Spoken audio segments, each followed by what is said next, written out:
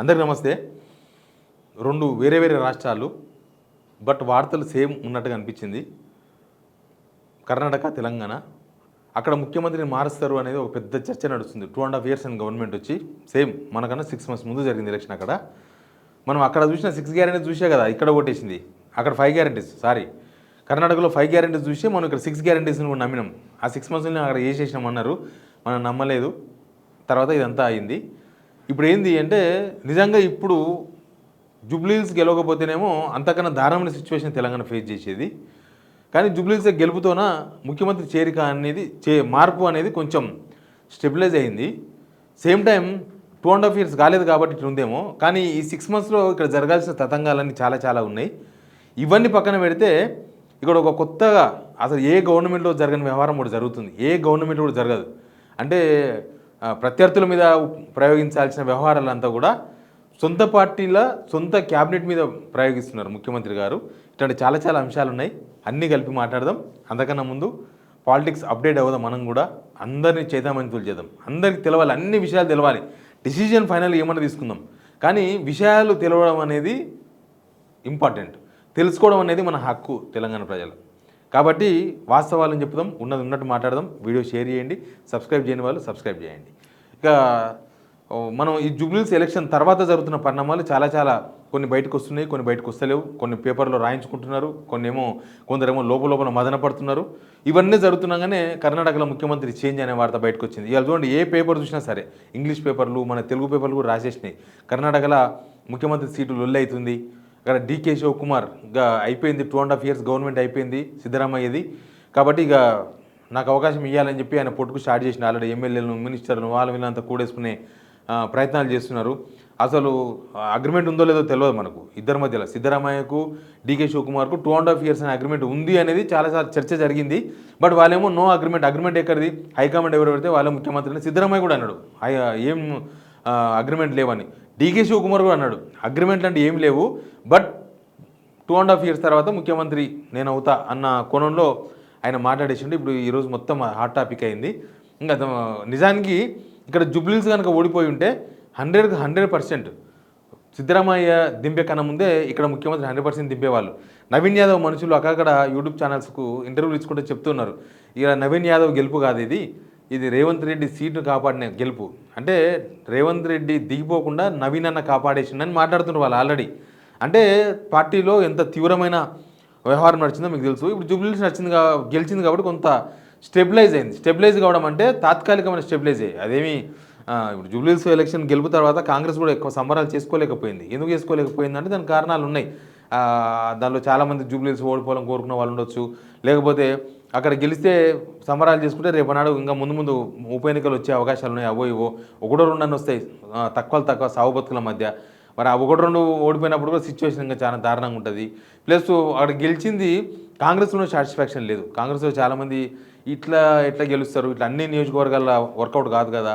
అక్కడ ఏదో ఎంఐఎం ఓట్లు అటు ఇటు చేసుడు, లేకపోతే ఎంఐఎం పోటీ చేయకుండా ఉండడం, లేకపోతే డబ్బులు నవీన్ యాదవ్ కూడా 50% ఖర్చు, దాదాపు 70-80 కోట్ల రూపాయలు ఆయన ఖర్చు పెట్టుకోవడం. అందరు అభ్యర్థులు కూడా 70-80 కోట్లు ఖర్చు పెట్టుకోలేరు కదా. కాబట్టి అక్కడ స్పెసిఫిక్ సిచ్యువేషన్గానే కాంగ్రెస్ చూస్తుంది తప్ప కాంగ్రెస్ జూబ్లీహిల్స్ గెలిచిపోయినాం కాబట్టి మొత్తం ఇట్టే ఉంటుంది అని చెప్పని కూడా లేదు. జనాల్లో అసంతృప్తి ఉంది అనేది అందరికీ తెలుసు, ముఖ్యమంత్రికి తెలుసు, మంత్రులకు తెలుసు, హైకమాండ్కి తెలుసు, అందరికీ తెలుసు.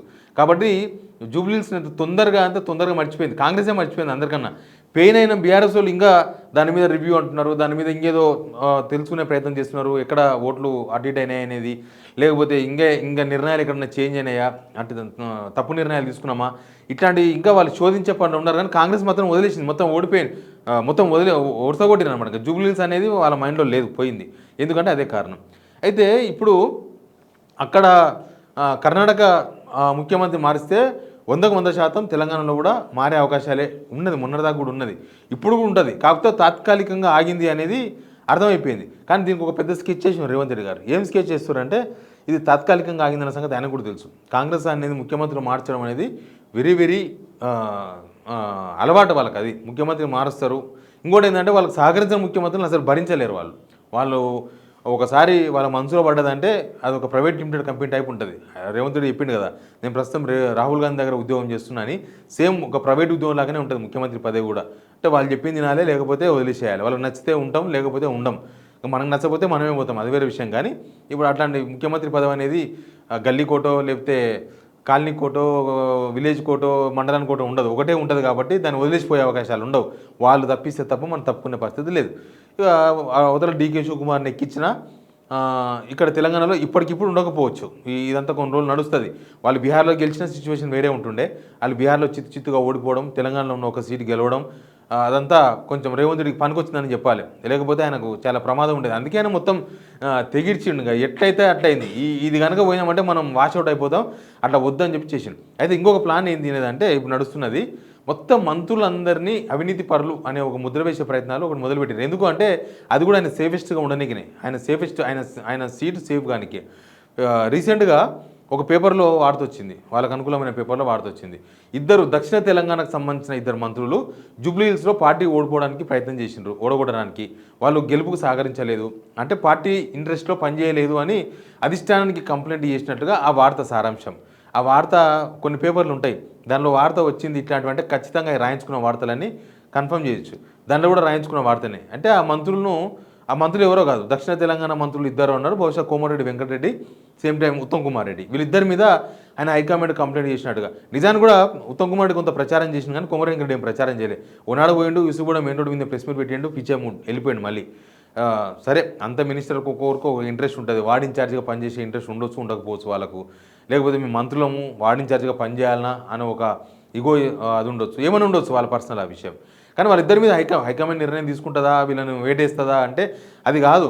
వీళ్ళిద్దరి మీద హైకమాండ్లో ఒక మంచి ఇంప్రెషన్ ఉంటుంది. కొమ్మడి మీద కొద్దిగా అటు ఇటు ఉన్న ఉత్తమ్ కుమార్ మీద మంచి ఇంప్రెషన్ ఉంటుంది. ఆ ఇంప్రెషను కొంత డిస్టర్బ్ అవుతుందేమో అన్న ఆశ ఒకటి రేవంత్ రెడ్డికి ఉండొచ్చు. దాంతోపాటు ఇంకా పెద్ద వ్యవహారం ఏంటంటే మంత్రుల ఛాంబర్ల మీద, అంటే వాళ్ళ శాఖల మీద ఒక సర్వే చేస్తున్నాడు ముఖ్యమంత్రి. ఏం సర్వే? వాళ్ళ శాఖల్లో అవినీతి. ముఖ్యమంత్రి అసలు క్యాబినెట్ అంటే ఒక టీం, అది అసలు వాళ్ళ మీద సర్వేలు చేయించడం అనేది ఏ గవర్నమెంట్ కూడా జరగదు. ఇంకోటి ఏంటంటే ఇప్పుడు ఈ గవర్నమెంట్లో మంత్రుల ఛాంబర్లో ఎవరు అవినీతి చేస్తున్నారు, మంత్రుల అవినీతి ఎంత అని తేల్చే ప్రయత్నం చేస్తున్నారంటే గొంగట్లో కూర్చొని ఎంటికలు ఏర్పడమే. ఇప్పుడు రేవంత్ రెడ్డి దగ్గర ఆయన మీద తీవ్రమైన అవినీతి ఆరోపణలు, వాళ్ళ ఫ్యామిలీ మెంబర్స్, వాళ్ళ అన్నదమ్ములు ఏం చేస్తున్నారు, ఏం కథ, అసలు ప్రభుత్వంలో పెద్ద మొత్తం రేవంత్ రెడ్డి దొబ్బేస్తున్నాడు, చిన్నవి మంత్రులకు వస్తున్నాయి. ఆయన కింద ఉన్న ఎమ్మెల్యేలకు ఏం దొరుకుతలేవనే కదా పెద్ద గొడవ అయింది. ఇప్పుడు జడ్చర్ల ఎమ్మెల్యే అయినా, మామనార్ ఎమ్మెల్యే అయినా, లేకపోతే ఎవరో 10 మంది ఎమ్మెల్యేలు మీటింగ్ పెట్టుకున్నారంటే దాని అర్థమైంది, వాళ్ళు ముఖ్యమంత్రిని అనలేక మంత్రులను అన్నారు. మీరు ఆయన 30% తీసుకుంటున్నాడు, బట్టి విక్రమార్క 12% తీసుకుంటాడు, అందరూ తీసుకుంటున్నారు. దానిలో పోటీ పడుతుంది, దానిలో తప్పలేదు. కానీ వాళ్ళు రేవంత్ రెడ్డిని అనలేక మంత్రులను మాట్లాడేసిండ్రు.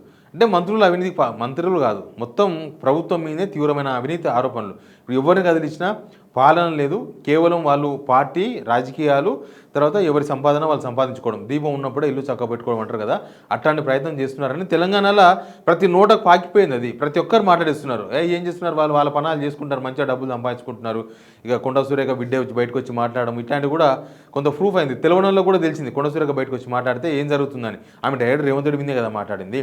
ఆయన ఎక్కడో దక్షిణాఫ్రికాలో ఉండి ఫోన్ చేసి మరి సంతకాలు పెట్టొద్దని మంత్రి అన్నాడు. భూముల గురించి అక్కడ ఏదో ఎండోమెంట్ భూములు, వెనక ఏదో వెంచరు, ఇవన్నీ బయటకు వచ్చేసినాయి. ఇవన్నీ కూడా చాలా విషయాలు బయటకు వచ్చినాయి. ఇట్లా కాంగ్రెస్లో అవినీతి ఎవరు చేస్తున్నారు, ఎవరు చేస్తలేరు అంటే మాత్రం ఇది ఖచ్చితంగా దొరికితే దొంగ, దొరకపోతే దొర అన్నట్టుగానే భావించాల్సి వస్తుంది. అయితే ఇంకా కొన్ని లీకులు కూడా వచ్చినాయి సీఎం ఆఫీస్ నుంచి. పేపర్లుగా ఆన్లైన్ ఇరికిస్తూనే ఉన్నారు. కరీంనగర్ జిల్లాకు సంబంధించిన ఒక మంత్రి ఈ క్యాబినెట్లో అత్యంత అవినీతిపరుడు, తర్వాత సెకండ్ ప్లేసు ఫలానా మంత్రి, థర్డ్ ప్లేసు ఫలానా మంత్రి. ఏం బేసిస్ చూసుకొని అవినీతి మీద సర్వే చేస్తారో, ఏ బేసిస్లో దీనిలో first rank, second rank, third rank అని ఇచ్చారో ఎవరికి అర్థం కాని విషయం. దానిలో ఏమన్నా ఉంటుందా? ఒక ఆయన 10 అవినీతులు చేస్తాడు, వచ్చేది 10 కోట్ల రూపాయలు ఉండొచ్చు. ఒక ఆయన ఒక్కడే 100 కోట్ల రూపాయలు సెటిల్మెంట్ చేసుకుని ఉండొచ్చు. ఇప్పుడు వాల్యూమ్ ప్రకారంగా చూస్తే పొంగులేటి శ్రీనివాసరెడ్డి వాల్యూమ్ ఎక్కువ ఉండొచ్చు. లేకపోతే స్థిరాస్తులు, చరాస్తులు అంటారు కదా, ఈ స్థిరాస్తుల లెక్కలకు వస్తే రేవంత్ రెడ్డిల బ్యాచ్ ఎక్కువ ఉండొచ్చు.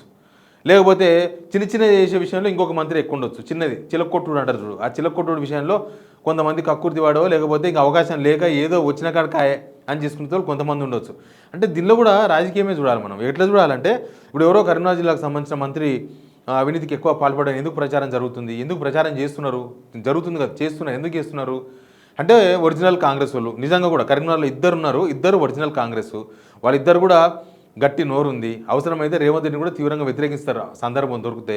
కాబట్టి వాళ్ళని కూడా తొక్కి పెట్టాలి అనే ఉద్దేశం కూడా ఉండొచ్చు. ఇట్లా మొత్తం ఓవరాల్గా చూస్తే క్యాబినెట్ మీద రేవంత్ రెడ్డి పెత్తనం చేస్తున్నాడు అనేది మాత్రం వెరీ క్లియర్గా కనబడుతుంది. అసలు ఆయన ప్లాన్లో ఆయన ఉన్నాడు కానీ హైకమాండ్ స్కెచ్ హైకమాండే ఉంటుంది, వాళ్ళ స్కెచ్ ఏముందో మనకు తెలియదు. కానీ కర్ణాటకలో ముఖ్యమంత్రి మారుస్తారనేసరికి మళ్ళీ ఇక్కడ కూడా ఆ చర్చ స్టార్ట్ అయింది.